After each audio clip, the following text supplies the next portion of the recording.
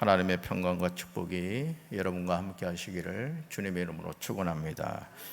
오늘 고린도후서 1장 1절부터 24절까지 말씀으로 주님만 의지하라, 주님만 의지하라, 이런 제목으로 말씀의 은혜를 나누고자 합니다. 우리는 요셉의 삶을 형통한 삶이라고 알고 있습니다. 맞습니다. 요셉은 형통한 삶을 살았습니다. 그러나 그의 삶은 형통하지 못했습니다. 아버지 야곱의 편에는 형들에게 시기심을 사게 했고 극기하는 사랑하는 동생을 노예로 팔아버립니다. 그 후 요셉의 삶은 말할 수 없는 고통의 나락으로 떨어지죠. 우리는 이 사실을 자꾸 잊어버리려고 합니다. 총리가 된 요셉만을 생각하고 성공한 모습만을 생각하죠. 그러나 요셉의 삶은 그렇게 평안하지는 않았습니다. 그럼에도 놀라운 사실은 요셉은 그런 자신의 삶에 대해서 비관하거나 한탄하지 않았다는 것입니다. 하나님을 바라보았고 죄를 지을 수 있는 상황에서 그 죄의 자리를 떠났습니다.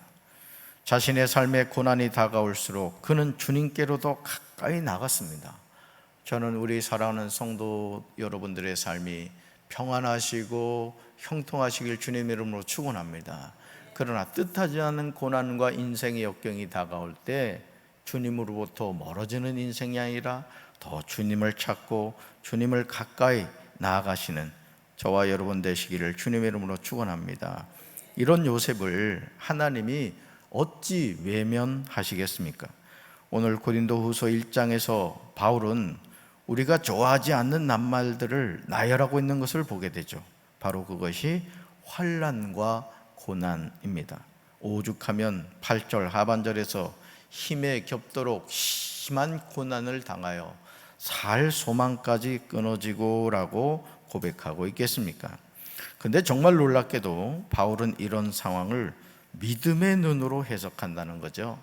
자, 고난을 당할 때도 그 고난을 믿음의 눈으로 해석하니까 9절 하반절에 고백을 하게 되더라는 거죠. 같이 읽습니다. 이는 우리로 자기를 의지하지 말고 오직 죽은 자를 다시 살리시는 하나님만 의지하게 하심이라. 아멘. 신앙생활에서 고난이 없을 수는 없습니다. 하지만 그럴수록 우리가 주님만 바라보면 고난이 내 삶의 축복이 될 줄로 믿습니다. 첫 번째로 5절을 보시면 그리스도의 고난이 넘친 것 같이 받는 위로도 그리스도로 말미암아 넘칩니다. 바울은 1절과 2절에서 고린도에 있는 하나님의 교회와 온 아가야에 있는 모든 성도에게 문안 인사를 하면서 아주 중요한 표현을 하고 있습니다. 같이 읽습니다. 하나님의 뜻으로 말미암아 그리스도 예수의 사도된 바울과 형제 디모데는 고린도에 있는 하나님의 교회와 또 온 아가야에 있는 모든 성도에게 하나님 우리 아버지와 주 예수 그리스도로부터 은혜와 평강이 있기를 원하노라. 아멘. 바울은 자신과 디모데를 고린도 교회에 소개하면서 아주 중요한 표현을 하죠. 하나님의 뜻으로 그리스도 예수의 사도된. 저는 저와 여러분도 이런 믿음의 고백을 할 수 있게 되기를 주님의 이름으로 축원합니다. 하나님의 뜻으로 목사가 되었고 하나님의 뜻으로 장로가 되었고 하나님의 뜻으로 권사, 집사, 성도가 된 거예요. 우리가 이 자의식을 갖고 살아간다는 것이 너무너무 중요하죠. 우리가 어떤 직분으로 어떤 사역으로 부름을 받았든지 저와 여러분을 그 자리에 있게 하신 분은 하나님이신 줄로 믿습니다. 즉 누구 뜻으로? 하나님 뜻으로, 하나님의 뜻으로. 이 사실을 분명히 아는 성도는 자신에게 주어진 직분, 자신에게 주어진 사역을 대충 하지 않습니다. 죽도록 충성하죠. 아멘. 그리고 그런 사람에게 생명의 면류관을 주시는 줄로 믿습니다. 바울은 3절에서 하나님을 세 가지로 표현하여 설명하고 있는 것을 보게 되죠. 3절 같이 읽습니다. 찬송하리로다. 그는 우리 주 예수 그리스도의 하나님이시요 자비의 아버지시요 모든 위로의 하나님이시며. 아멘. 자, 3절을 잘 보세요. 첫째, 우리 주 예수 그리스도의 하나님이세요. 둘째, 자비의 아버지십니다. 셋째, 모든 위로의 하나님이세요. 그러니까 여러분, 우리가 인생의 고난과 역경을 겪을 때, 또 그 과정 중에 있을 때 우리가 하나님을 의지하며 하나님이 우리를 위로해 주신다는 것이죠. 그런데 이 하나님이 어떤 분이신지 4절에서 기록하고 있습니다. 4절 같이 읽어요. 우리의 모든 환난 중에서 우리를 위로하사 우리로 하여금 하나님께 받는 위로로서 모든 환난 중에 있는 자들을 능히 위로하게 하시는 이시로다. 아멘. 바울은요, 4절에서 무려 3번에 걸쳐서 우리를 위로하사 위로로서 능히 위로하게 하신다는 표현을 사용하고 있습니다. 여러분, 이 하나님이 누구의 하나님이시죠? 그렇습니다. 저와 여러분의 하나님이고 나의 하나님이신 거예요. 나의 하나님. 하나님은 우리가 환난 중에 있을 때 우리를 위로해 주신 줄로 믿습니다. 그러므로 바울은 5절에서 고백하죠. 같이 읽습니다. 그리스도의 고난이 우리에게 넘친 것 같이 우리가 받는 위로도 그리스도로 말미암아 넘치는 도다. 아멘. 자, 고난이 클수록 뭐도 크다는 얘기예요? 하나님의 위로하심도 크다는 거예요. 이런 위로가 여러분의 삶에 함께 하시길 주님의 이름으로 축원합니다. 두 번째로 9절 보시면 자기를 의지하지 말고 오직 죽은 자를 다시 살리시는 주님만 의지해야 합니다. 신앙생활하면서 우리가 오해하는 것은 믿지 않던 사람이 예수님을 믿으면 인생에 쨍하고 해가 뜬다고 생각하는 거예요. 물론 영적으로 보았을 때 이렇게 생각하는 것은 틀린 것이 아닙니다. 예수님을 믿지 않으면 지옥으로 갈 사람이 예수님을 믿으면 죄의 사함을 받고 천국 가게 되죠. 여러분 아멘이십니까? 이 세상 그 무엇과 바꿀 수 없는 축복이죠. 생각해 보세요. 이 육신의 장막을 벗고 우리가 천성문에 들어가서 영원하신 하나님과 함께 산다고 생각해 보세요. 여러분 여행 가가지고 그 여행지가 좋으면 집에 오고 싶지 않잖아요. 여러분 천국은 이 세상의 그 어떤 곳보다도 좋은 곳이라는 것이죠. 기대가 되죠? 너무 빨리 가지 마세요. 그래도 여러분, 저와 여러분이 아무리 영적으로 충만해져도 환난과 고난에서 벗어날 수 없다는 거예요. 바울은 6절에서 이 사실을 고백합니다. 6절 같이 읽습니다. 우리가 환난 당하는 것도 너희가 위로와 구원을 받게 하려는 것이요 우리가 위로를 받는 것도 너희가 위로를 받게 하려는 것이니 이 위로가 너희 속에 역사하여 우리가 받는 것 같은 고난을 너희도 견디게 하느니라. 아멘. 바울은 자신과 동역자들이 환난을 당하고 위로를 받는 것이 고린도 교회 성도들이 구원을 받게 하려는 것이고 위로를 받게 하려는 것임을 말하고 있습니다. 그러면서 고린도 교회 성도들이 받는 위로가 그들 속에 역사하여 바울과 동역자들이 받는 것 같은 고난을 견디게 하려 함이라고 이야기하고 있습니다. 여러분, 고난은 견디는 겁니다. 고난은 피해가는 게 아니에요. 고난은 견디는 거예요. 그러나 그 고난을 통해서 주님이 우리에게 무엇을 주신다? 위로를 주시는 줄로 믿습니다. 이런 마음을 토로한 후에요, 바울은요 8절과 9절에서 충격적인 고백을 합니다. 같이 읽습니다. 형제들아, 우리가 아시아에서 당한 환난을 너희가 모르기를 원하지 아니하노니 힘에 겹도록 심한 고난을 당하여 살 소망까지 끊어지고 우리는 우리 자신이 사형 선고를 받은 줄 알았으니 이는 우리로 자기를 의지하지 말고 오직 죽은 자를 다시 살리시는 하나님만 의지하게 하심이라. 아멘. 사랑하는 성도 여러분, 정말 놀랍지 않습니까? 바울이 하나님의 일에 얼마나 열정을 가진 사도예요. 얼마나 능력이 뛰어난 사도입니까? 바울의 겉옷만 갖다 놔도요 병든 자가 막 나았다고요. 엄청난 하나님의 역사를 행했던 하나님의 종인데 지금 바울은 자신이 힘에 겹도록 심한 고난을 당하여 살 소망까지 끊어졌다고 고백합니다. 여러분, 지금 미사역을 얘기하는 게 아니에요. 그렇잖아요. 심지어 우리 자신이 사형 선고를 받은 줄 알았다고 자신의 심정을 토로하고 있습니다. 그러면서 바울은요, 아주 중요한 핵심을 이야기합니다. 왜 하나님이 이런 고난과 환난을 허락하셨을까?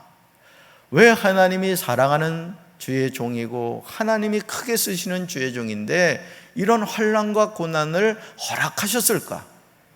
여러분, 9절 하반절에 그 이유가 나오죠. 같이 읽습니다. 이는 우리로 자기를 의지하지 말고 오직 죽은 자를 다시 살리시는 하나님만 의지하게 하심이라. 아멘. 하나님이 저와 여러분에게 허락하시는 심한 고난의 이유가 있다는 거예요. 그게 뭐냐? 따라합시다. 오직 하나님만 의지하게 하기 위함입니다. 아멘. 우리는 이 핵심을 놓치면 고난 앞에서 실족하게 될 것입니다. 우리가 감당하지 못할 시험당함을 허락하지 않으십니다. 시험당할 쯤에 피할 길을 내시는 거예요. 여러분, 어떤 인생의 고난 가운데 있다 할지라도 그렇구나, 이 문제는 나를 의지하지 말고 하나님만 의지하라는 하나님 뜻이구나. 눈을 들어 하나님 바라보면 우리가 감당하지 못할 시험, 인생의 환난 역경 없는 줄로 믿습니다. 바울은 11절에서 고린도 교회 성도들에게 중보 기도를 요청하는 것을 보게 됩니다. 11절 같이 읽습니다. 너희도 우리를 위하여 간구함으로 도우라. 이는 우리가 많은 사람의 기도로 얻은 은사로 말미암아 많은 사람이 우리를 위하여 감사하게 하려 함이라. 아멘. 사랑하는 성도 여러분, 주님의 일에 동역하기를 원하십니까? 목사님, 저는 나이가 많아서 이렇게 남성교회 모이세요 해도 가서 할 일이 없어요. 또 어떤 일 좀 해주세요 해서 할 일이 없어요. 이런 분이 있습니까? 왜 없습니까? 기도로 도울 수 있는 거예요. 그러니까 여러분, 다니엘이 하루에 3번씩 기도했잖아요. 그렇죠? 오전 9시, 그리고 정오, 그리고 오후 3시 이렇게 기도했거든요. 여러분, 오늘도 마찬가지입니다. 우리가 자꾸 가급적이면 여러분이 나오실 수 있다면 좀 교회 나오셔서 기도하시면 좋습니다. 그리고 여러분들이 진짜 기도하겠다면은 여러분 이 에어컨 틀어놓을 수 있어요. 사실은. 그러니까 여러분, 교회 시설이라는 거는 기도하겠다, 예배드리겠다, 그럼 무조건 쓰는 거예요. 무조건. 아멘. 이 성전은 하나님께 예배드리는 장소고 내 집은 만민이 기도하는 집이거든요. 그래서 여러분, 연세 드셔도 중보 기도로 동역하실 수 있다는 거예요. 어떻게 보면 가장 강력한 동역자의 모습일 수가 있는 것입니다. 바울은 많은 사람의 기도로 얻은 은사로 사명을 감당하고 있음을 고백합니다. 여러분들이 담임 목사를 위해서 또 우리 전사님들을 위해서 기도해 주시는 게 얼마나 큰 힘이 되는지 몰라요. 아멘. 그럼요. 기도가 그렇습니다. 여러분, 비도 그렇잖아요. 빗방울도 모이면 그게 강을 이루고 바다를 이루는 거예요. 저는 우리 사랑하는 성도 여러분들이 주님의 몸된 교회를 위해서 늘 기도하게 되기를 주님의 이름으로 축원합니다. 강경제일교회 모든 성도가 교회와 목회자들을 위해서 중보 기도를 해주셔야 돼요. 특히 우리 장로님들을 위해서도 기도해 주셔야 됩니다. 주신 사명을 잘 감당해야 되거든요. 자, 3번째 12절이에요. 주님의 일은 하나님의 거룩함과 진실함으로 하나님의 은혜로 행하여야 합니다. 신앙생활에서 가장 위험한 것은 뭐로 가도 서울만 가면 된다는 생각이에요. 하지만 하나님의 일은 결과 중심적인 것이 아닙니다. 여러분, 이걸 잘 기억하셔야 돼요. 뭐로 가도 서울만 가면 되는 게 아니에요. 하나님은 우리의 삶의 여정도 보세요. 아멘. 그래서 여러분이 부자 되시길 바라요. 그러나 졸부가 되지 말고 성부가 되셔야 됩니다. 거룩한 부자가 되어야 된다고요. 하나님이 기뻐하시는 방법으로 부자가 되어야 된다고요. 그렇게 되시길 주님의 이름으로 축원합니다. 그러므로 바울은 12절에서 아주 중요한 사실을 언급해요. 12절 같이 읽습니다. 우리가 세상에서 특별히 너희에 대하여 하나님의 거룩함과 진실함으로 행하되 육체의 지혜로 하지 아니하고 하나님의 은혜로 행함은 우리 양심이 증언하는 바니 이것이 우리의 자랑이라. 아멘. 바울이 사역을 하면서 바울에게는 행함의 기준이 있었어요. 행함의 기준. 첫째, 하나님의 거룩함이에요. 하나님의 거룩함.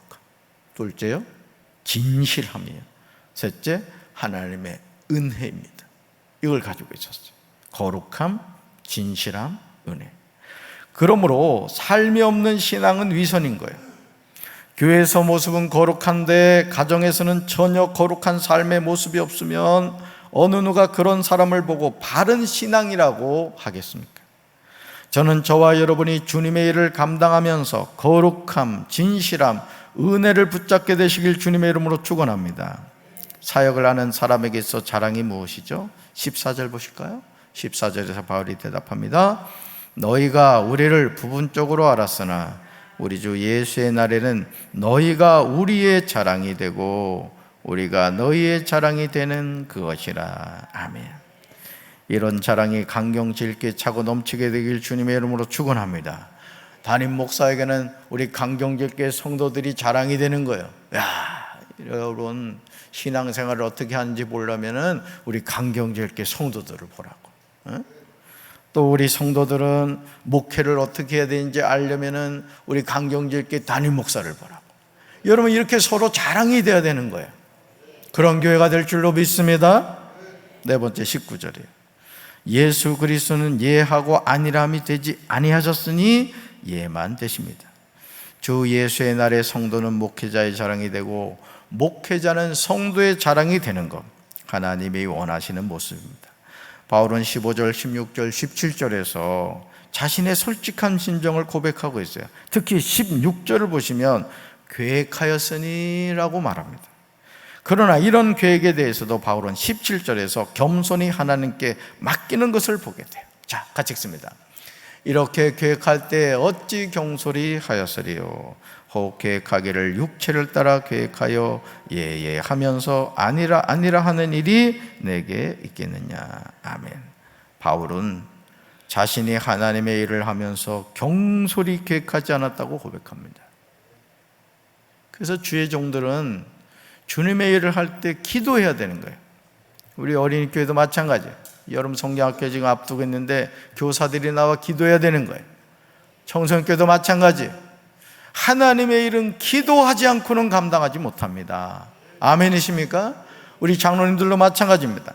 내가 부서일을 감당할 때 기도하셔야 되는 거예요. 주님, 이번에 이런 일을 제가 지금 해야 되는데 주님 도와주십시오. 지혜를 주십시오. 하나님께 기도해야 될 줄로 믿습니다. 자, 그러면서요, 육체를 따라 계획하지 않았다고 합니다. 이 성령 인도를 받아야 된다는 거예요. 그러니까 하나님의 일은요, 철저하게 성령 인도를 받아야 됩니다. 그러면서 18절과 20절에서 중요한 고백을 하죠. 같이 읽습니다. 하나님은 미쁘시니라. 우리가 너에게 한 말은 예하고 아니라 함이 없노라.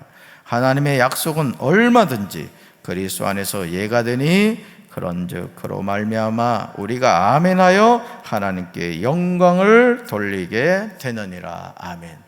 여러분 왜 아멘이 중요한지 알겠죠? 우리가 아멘하여 하나님께 뭘 돌린다?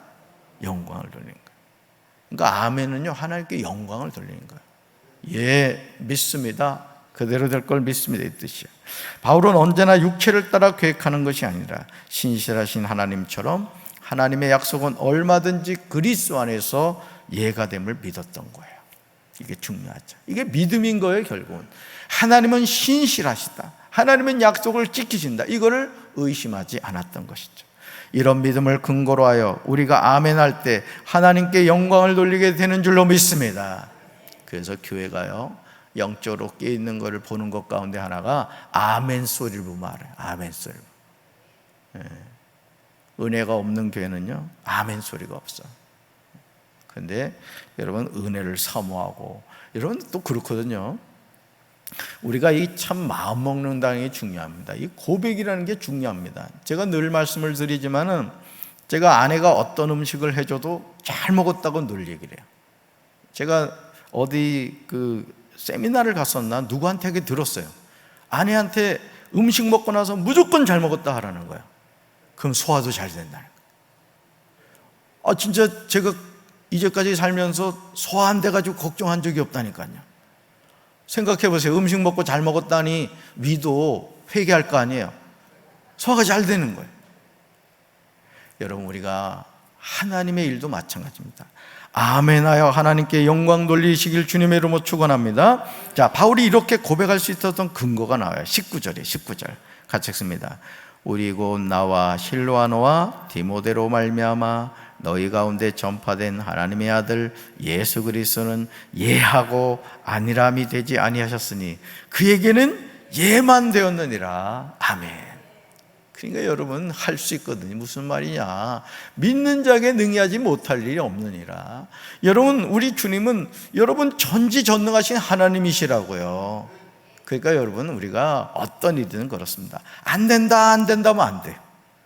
된다 하면 되는 거예요. 이번에 그 17세 그 양궁 천재 그 이름이 뭐야? 아주 그 친구 보니까 그냥 아주 주먹을 불 끈지고 연습을 했다 그러네요. 그 소리 지르는 것도 연습을 했대. 제가 그러거든요. 저는 운동을 하면 소리로 그냥 끝내줍니다. 그냥 볼링을 치면 피는 안 쓰러져도 제 소리로는 다 쓰러져요. 이 화이팅이 중요하거든요. 여러분, 하나님들도 마찬가지입니다. 여러분, 우리 강경제일께 부응하는 줄로 믿습니다. 이 중요한 게 뭐냐면 우리 의식이에요. 믿음의 고백이라고요. 운동을 해도 말이죠, 티미하게 하는 친구는 이 운동을 못하는 거예요. 화이팅 넘쳐. 주님의 몸된 교회도 마찬가지죠. 하나님은 우리를 그리스도 안에서 굳건하게 하세요. 하나님은 우리에게 기름을 부어주십니다. 하나님은 우리를 자기 것이라는 표로 인을 치시고 그 보증으로 우리 마음에 성령을 주실 때 성령을. 그러니 여러분, 하나님의 영이 우리와 함께 하는데 못할 게 뭐가 있겠어요? 못할 게. 감당하게 하실 줄로 믿습니다. 23절에서 바울은 철저하게 성령의 인도를 받았음을 보게 되죠. 바울이 고린도에 가지 아니한 것도 마찬가지. 바울은 24절에서 주님의 일을 하는 사람으로서 중요한 태도를 고백해요. 중요한 태도 같이 읽습니다. 우리가 너희 믿음을 주관하려는 것이 아니요 오직 너희 기쁨을 돕는 자가 되려 함이니 이는 너희가 믿음에 섰음이라. 아멘. 자, 너희가 어디에 섰다고요? 믿음에 섰다 이거예요. 믿음에 서시기를 바랍니다. 믿음에 서야 돼요. 우리는 누군가의 믿음을 주관하려는 것이 아니라 누군가의 기쁨을 돕는 사람이 되어야 되는 거예요. 여러분, 누구를 만나든지 기쁨을 주는 사람이 되시길 바라요. 불신앙적인 얘기하고 부정적인 얘기해가지고 괜히 초치는 얘기하지 말고 항상 기쁨을 주고 소망을 주고 믿음을 격려해주고 우리 더 열심히 기도하자고 자꾸 그런 에너자이저가 돼. 영적인 에너자이저가 돼야 돼. 이것이 사명받고 직분을 가진 성도들의 바른 자세라는 거예요. 바른 자세. 그러니까 여러분, 되는 교회는 뭐냐면은, 되는 교회는 해봅시다. 하면 됩니다. 그렇게 얘기하는 거예요. 아멘. 저는 우리 강경제일교회 그런 교회가 되어야 될 줄로 믿습니다. 여러분들이 그리에 쓰임받게 되시길 바라고, 특별히 우리 마음에 보증으로 성령을 주셨음을 기억하고 그 성령님 의지에서 오늘도 믿음으로 승리하는 우리 사랑하는 성도들 되시기를 주님의 이름으로 축원합니다. 가슴에 손 얹겠습니다. 하나님 아버지, 고맙습니다. 우리에게 보증으로 성령을 주시고 아멘으로 하나님께 영광을 돌리게 하신 아버지 하나님, 오늘도 우리가 믿음의 말을 하며 믿음의 생각을 하며 믿음의 행동을 하는 이 하루가 되게 도와주시옵소서. 그래서 두려워하거나 염려하지 않게 도와주시고 우리의 삶에 환난과 고난이 다가온다 할지라도 하나님께서 능히 감당하게 하시고 오히려 그 일을 통하여 우리가 하나님만을 의지하게 하신다는 사실을 기억하며 믿음의 선한 싸움 끝까지 승리하게 도와주시옵소서. 예수님의 이름으로 간절히 축복하며 기도합니다. 아멘.